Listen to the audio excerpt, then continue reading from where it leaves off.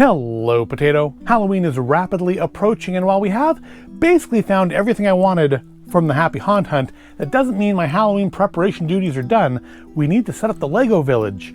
And we do have some new additions to the village this year. I've already done a video on that Lego Dreams set with a Grim Keeper, the Cage Monster. And I have a Harry Potter set that I'm going to be putting in there.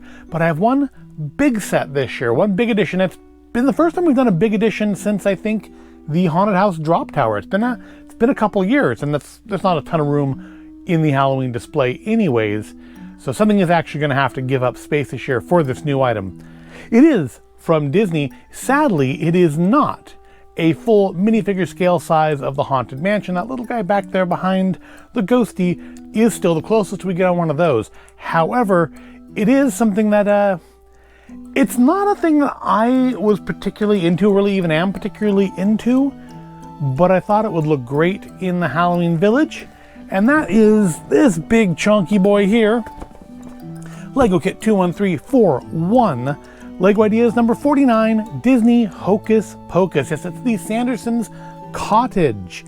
Now, I'm not one of the people that loved this movie growing up. It's not a thing that I watch every year before Halloween. It's not even on my top 10 favorite Halloween movie list. But it is cute.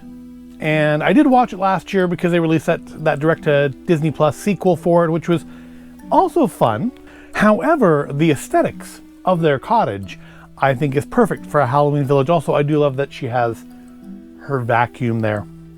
It's not a bad movie. It's one of those things that I feel like this sort of thing is what the new Haunted Mansion movie was going for. It's kind of not something that's going to be a big hit when it comes out, but something that's going to develop a really strong cult following as time progresses of Haunted Mansion fans. That movie's for fans, not really for just mainstream audiences. And I feel like that they're trying to kind of force this sort of a thing where a movie will grow in fandom over years and become kind of a family tradition sort of a thing. And it'll be interesting to see if that works, because generally, it's kind of a forced meme sort of thing. Can you force a cult status item? I don't know. But this kit is 2,316 pieces, which makes it the largest kit we have built on the channel, I think, in quite some time. I built a bunch of sets for the Summer Carnival and camping display this year, just because I hadn't set that display up in years. But I don't think any of them were this big. I think maybe 1,000 pieces was as large as those went. And this one is easily double that. So there may be a break in the middle of this video where I take some time to go cool off and relax, because this 2,300 pieces is a lot to do in one sitting. But it looks like we're going to have a lot to do here, kind of similar to the Home Alone set. Looks like we have part of the house that just detaches entirely from the main house. We have this hinged roof gets you into the attic, which is nice. This looks like a nice design. I think I'm going to be pleased with that. The back opens up to get in. So it's a display set, but it's accessible on the inside. And of course, if you want people to see inside, you flip it around backwards. You open. In this kit, we do get a number of minifigures. We get all three Sandersons. We get the kids from the first movie, whose names I absolutely do not remember. And it looks like we don't get any non-bendable child legs, so that's a plus as well. Now, there are the questions of the bits that I generally dislike in Lego kits and what we're going to see in those. So, stickers. It does look like these tombstones here could be decals, which, again, I'm not a fan of decals. I don't see any bits of string we need to tie, any little pulleys or anything, so that's a fairly rare one anyways, but it is one that I'm always concerned with. But of course, fiddly bits. I feel like we are looking at a lot of fiddly bits. Anytime you have a lot of details in a Lego kit, you do tend to get a lot of fiddly bits here. But we have a lot of detail here. The siding on the roof.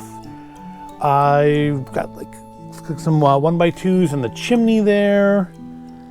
Yeah, I think we're gonna have a lot of fiddly bits in this one, and that's to be expected again, because it is a kind of higher end display kit.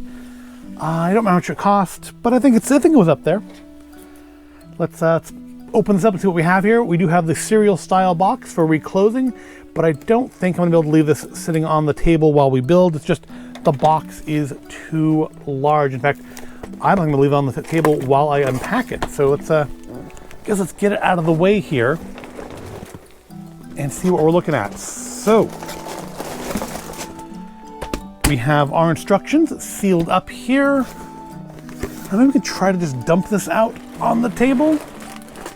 It doesn't feel like there's a box in a box, so that's something. Yeah, I think I'm gonna end up putting the steps I'm not doing back in the box and on the floor off to the side. So again, this looks like we have 13 steps, 13 sections. Let me organize these and see what we're looking at here. All right, so it looks like there's gonna be 15 sections to this build, plus a bag of, I'm guessing this is gonna be our base plates, nice dark brown, hopefully not the brittle brown that they used to make. Only sections 1 and 15 appear to have multiple bags, 2 little small ones. Of course, I mean, there are probably, yeah, there's small bags in each big bag. That is to be expected. But yeah, only 1 and 15 actually have a separate bag of little fiddly bits to finish us off with. Let's get out our instructions here. And I'm going to assume some decals. And yep, there's a sheet of decals in there. And yep, those tombstones are them. Also, looks like maybe some flooring, or no, I guess those are cabinets. Looks like a door. We have, looks like the cover to the book. The book is going to be a decal. That's disappointing. Definitely some wall stickers there. Honestly, a surprising amount of decals. Some paw prints. The story about the candle, which is nicely, even in the the picture slash decal is done in a Lego style. The Sanderson Witch Museum. Yeah, I mean, that's not too many, I suppose, but it's more than none, and none is what I would have preferred. Because this is a couple $100 set. I mean, you think they could do some more printed pieces. Good, thick instruction book here. How many steps are we looking at? Oh, this is an idea set. There should be writing in here, shouldn't there? Looking at 407 steps to get Binks all the way from the front of the line here to the end of the line. Let's look at the beginning here. Yes, stuff about Lego VIP, which of course no longer actually exists. It's Lego Insiders now. Is that what they're calling it? And I saw my VIP card. We have our information here about the designer. I am not going to read all that. I'm not that super into Hocus Pocus, but you can pause the screen or the video and read it yourself. Apparently, the person was on the Belgian version of Lego Masters, though. I would imagine also if you go look at this on the Lego app, it probably has all of this text as well. Just a bunch of Hocus Pocus. But look, they conjure. Interesting drawings of them. I feel like that's gotta be concept art, because that looks almost nothing like the final Winifred. Trivia and treats. The house movie was inspired by 17th century architecture, and the cast and crew all pitched ideas to create layers upon layers of ghastly, ghoulish, goofy details. In the movie, the witch's cauldron was lit from below to cast an eerie glow on the cottage interior. The feature in the Lego model works much the same way, with the light brick casting a chilling glow in the room. All right. And there's the last page about the designers. Meet the designers. All right. Of course, we're going to have another brick separator, which is good because, you know, the tree needs to grow. I feel like looking at this, it does look very similar to the blacksmith shop set that came out a couple years ago now. I think has been discontinued since then. But it does look very similar, I feel, to that.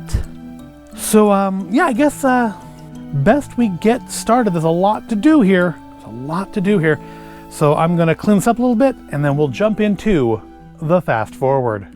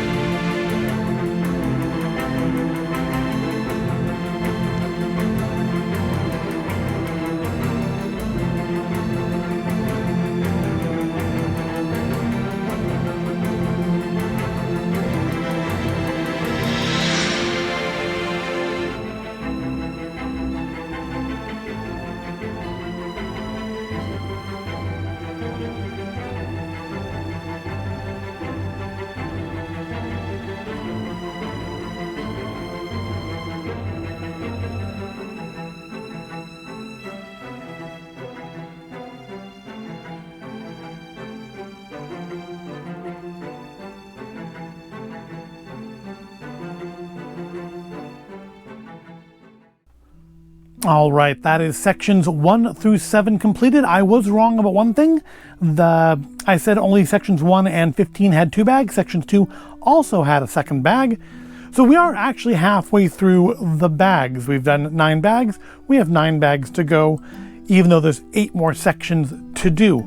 But I thought that this would be a good place to take a break. One, because it's just a very long build, and 2, we can get a look at some of the things here before we get the roof on and make it too hard to see it all on camera. So, not being a huge fan of the movie, there's a lot of references in here I know that I'm not getting, but I feel like I'm getting some of the important stuff. Like, we do have the spell book here in the display case. I like how the case actually does open, and you can take the book out.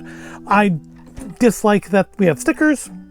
We've printed the internal, but not the actual covers. Also, there's no way to fasten the book down. I mean, yeah, when you have the cover down, it's not going anywhere, which is more than we can say for other things, as this does feature another one of those things that I kind of dislike in sets, which is items that aren't actually fastened down to anything here. Up here where the Sandersons store their traveling equipment, we have the mop, the broom, we have the vacuum, which is very cute. But the broom, the mop and the vacuum are fastened down. The broom does just lean here, which means when you move this around, or say put it away for next Halloween, it is going to fall out. But we do have the Sanderson's bed up here, which is very cute. Lots of candles in this set. Over here, a little skeleton. And I realized one thing while putting this together. We have every character in the film, every major character anyways, except for the zombie guy. Was it Billy Butcherson? We don't have a minifigure of him. We have the Sandersons, we have the kids, we even have Binks. We do not have, I think, was it Billy Butcherson? Yeah, that is, I'm pretty sure that is it. It's Billy Butcherson. Not to be confused with Billy Butcher from The Boys, which would make it a very, very different movie. I think probably a much shorter one. But we do have most of the Sanderson Museum built here. I think largely, obviously we have some more. Looking at the book here, we have some more display stuff to build, like the candle itself is still missing. But I think mostly we're doing finishing up here is going to be this back wall that opens up, of course, and the roof, which also is going to open up. But we do have, I think, the majority of the inside of the museum done. I like how we have, unfortunately, you can't see them on the camera. They're way back in the corner. But I love all the little glowy bits in here that you don't see too many of, including, I was on this one. We have some of that pearlescent, I don't think there's any way to get it on camera. Some of that pearlescent blue that I think first saw in the Disney mini castle for the Disney World anniversary a couple years ago, last year, 2 years ago, 2 years ago, I think. So we have mortar and pestle in there. We've got the cauldron, which does light up from underneath.